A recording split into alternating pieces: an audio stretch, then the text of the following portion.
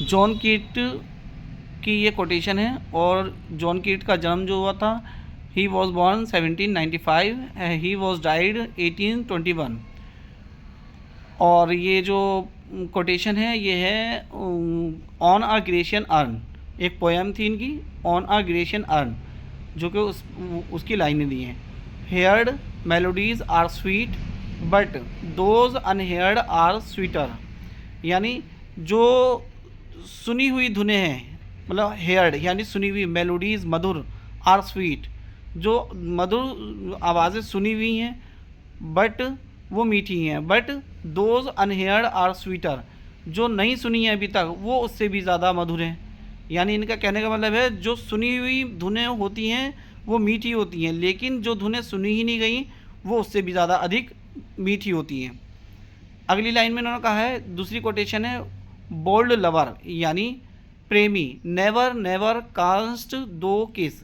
अब ये इनकी लैंग्वेज में, पुरानी इंग्लिश में जो लिए कांस्ट मतलब कैन नॉट, और दो यानी यू, तो अब ये कांस्ट यू, तुम किस नहीं कर सकते।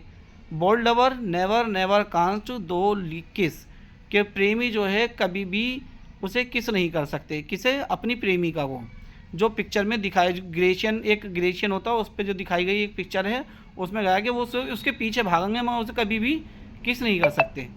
अब अगली लाइन है उनकी, फॉर एवर विल्ट दो love and she be fair. इनकी अगली लाइन में दिया है, तुम सदा उससे प्रेम करोगे, फॉर एवर विल्ट दो यू दो love and she is fair, she be fair, तुम सदा उससे प्रेम करोगे और वे सदा सुंदर रहेगी। यानी कला में सुंदरता और प्रेम हमेशा के लिए स्थिर रहते हैं। अब अगली लाइन में दिया है, ah happy happy boughs that can not shed your leaves.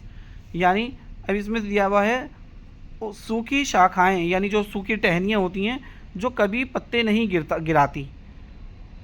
इसमें लाइन में दिया है कि जो सूखी हुई टहनियाँ होती हैं वो कभी भी पत्ते नहीं गिराती।